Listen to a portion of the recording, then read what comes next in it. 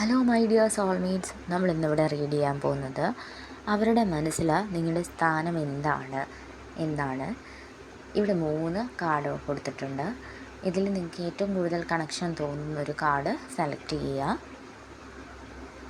First കാർഡിലോട്ട് നമുക്ക് പോവാം. ഇതിനകത്ത് പറയുന്നതെന്ന് വെച്ചാൽ നിങ്ങളെ ഓർക്കുമ്പോൾ അവർക്ക് മനസ്സമാധാനം ലഭിക്കുന്നു.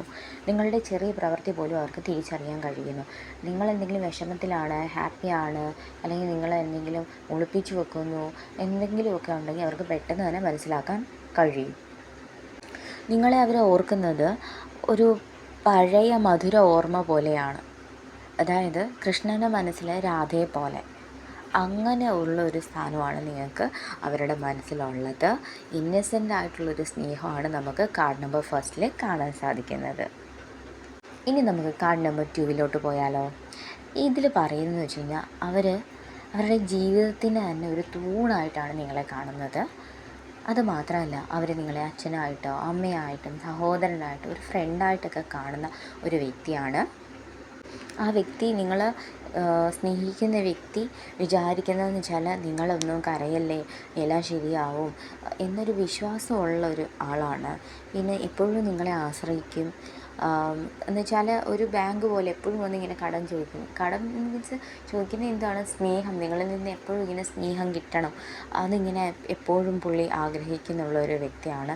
അതുമാത്രമല്ല, നിങ്ങളൊരു എന്താ പറയുന്നത്, ലക്ഷ്മിയുടെ സ്ഥാനത്താണ് കാണുന്നത്. കാരണം എന്ന് വെച്ച് കഴിഞ്ഞാൽ പുള്ളിയുടെ ലൈഫിൽ നല്ലത് കൊണ്ടുവന്നത്, ഐശ്വര്യം വന്നത് നിങ്ങൾ വന്നതിന് ശേഷമാണെന്ന് വിശ്വസിക്കുന്ന ഒരു വ്യക്തിയായിട്ടാണ് നമുക്കിവിടെ കാണാൻ സാധിക്കുന്നത്. Card number 2. ഇനി നമുക്ക് കാർഡ് നമ്പർ 3 പോവാം.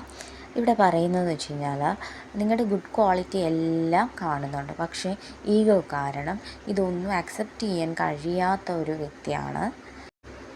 പിന്നെ നിങ്ങളുമായിട്ട് എപ്പോഴും ഇങ്ങനെ അറിഞ്ഞുകൊണ്ട് തന്നെ എങ്ങനെയാണ് മാക്സിമം ഒരു ഡിസ്റ്റൻസ് ഇട്ട് നിൽക്കുന്ന ഒരു വ്യക്തിയാണ്.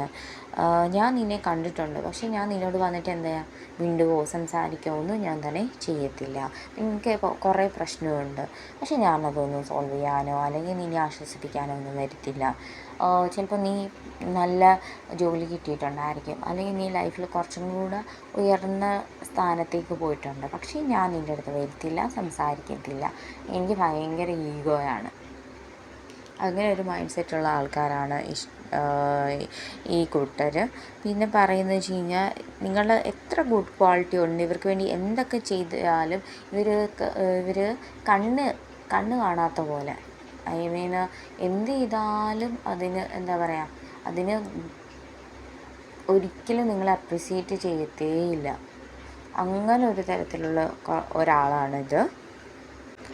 പുള്ളി എപ്പോഴും ഡിസ്സാറ്റിസ്ഫാക്ഷനാണ് കാണിക്കുന്നത്. ഒന്നിലും തൃപ്തിയില്ലാത്തൊരു മനുഷ്യൻ. അതാണ് ഈ കാർഡ് നമ്പർ 3. ഇതുപോലുള്ള ടാരോട്ടിന് വേണ്ടി please comment below. Thank you.